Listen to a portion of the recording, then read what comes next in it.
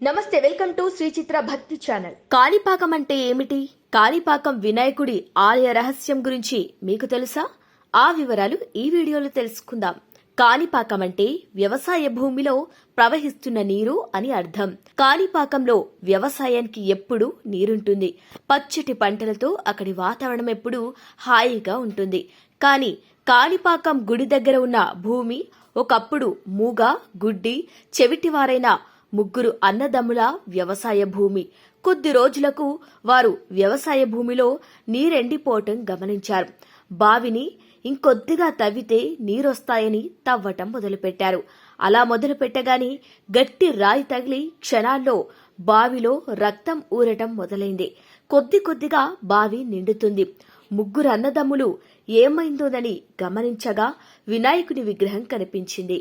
విగ్రహాన్ని పూజించగా వారి యొక్క అవిటితనం పోయి మామూలు మనుషులుగా మారారు. ఆ విషయం గ్రామస్తులకు తెలిసి పూజించటం మొదలుపెట్టారు. అలా భక్తులు కొట్టిన కొబ్బరికాయల నీరు కాణిపరకం అంతా విస్తీర్ణం పాకింది. ఇక దానితో ఆ స్థలానికి కాణిపరకం అనే తమిళ పేరొచ్చింది. అదే వాడుకలోకి వచ్చేటప్పటికి కాణిపాకంగా మారింది. ఈ ఆలయాన్ని 11వ శతాబ్దంలో చోళరాజులు నిర్మించారు. రోజు రోజుకి పరిమాణం పెరగటం కాణిపాక విగ్రహ ప్రత్యేకత. ఇప్పటికీ విగ్రహం బయటపడిన బావిలోనే ఉంది. మరో చెప్పుకోదగ్గ విషయం ఏమిటంటే ఆ బావి నీరు ఎప్పటికీ ఎండిపోదు. అందుకే ఆ బావి నీటినే పరమ పవిత్రంగా భావించి భక్తులకు తీర్థంగా ఇస్తారు. ఇక్కడ మరో ప్రత్యేకమైన విషయం ఉంది. అదే కాణిపాక వినాయకుడికి సత్యానికి మారు పేరు. ఆ చుట్టుపక్కల గ్రామాలలో ఏదైనా తగువులు వచ్చినప్పుడు తప్పు చేసిన వ్యక్తిని ఆలయం ముందున్న నీటిలో స్నానం చేయిస్తే తప్పు ఒప్పుకుంటారని ప్రసిద్ధి. అలా చేయకుంటే వినాయకుడు వారికి శిక్షిస్తారని అక్కడ ప్రజల నమ్మకం. ఈ కాణిపాక పుణ్యక్షేత్రం చిత్తూరు నగరానికి 11 కిలోమీటర్ల దూరంలో ఉంది. ఇక తిరుమల తిరుపతికి చాలా దగ్గర. కాబట్టి వీలు చిక్కినప్పుడలా దర్శించుకుంటూ ఉండండి.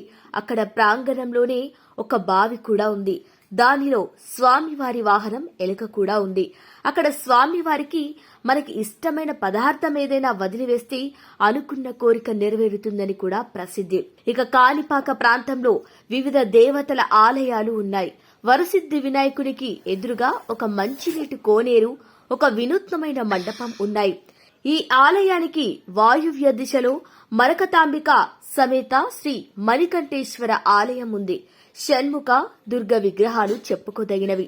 ఈ ఆలయంలో ఎప్పుడూ ఒక సర్పం తిరుగుతూ ఉంటుంది. అది ఎవరికి అపకారం చేసినట్లు ఇంతవరకు దాఖలాలే లేవు.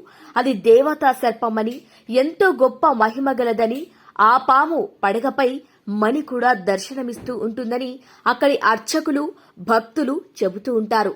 దీన్ని 11వ శతాబ్దంలో చోళరాజు కులోత్తుంగ మహారాజు నిర్మించినట్లు చారిత్రక ఆధారాలు ఉన్నాయి.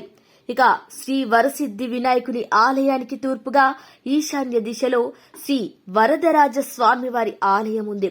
పూర్వం జనమేజయుడు సర్పయాగం చేసిన తర్వాత శ్రీ మహావిష్ణువు అతనికి కలలో కనబడి శ్రీ వరదరాజ స్వామివారి ఆలయాన్ని కట్టించమని ఆజ్ఞాపించటం చేత దానిని జనమేజయుడు కట్టించాడని అంటారు. ఇక కాణిపాకంలో ప్రసిద్ధమైన ఆంజనేయ స్వామి గుడి కూడా ఉంది.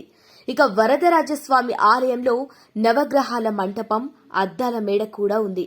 ఈ ఊరు 3వ వంతు వివిధ దేవాలయాలతో నిండి ఉంది. కీప్ వాచింగ్ శ్రీ చిత్ర భక్తి ఛానల్. Thanks for watching.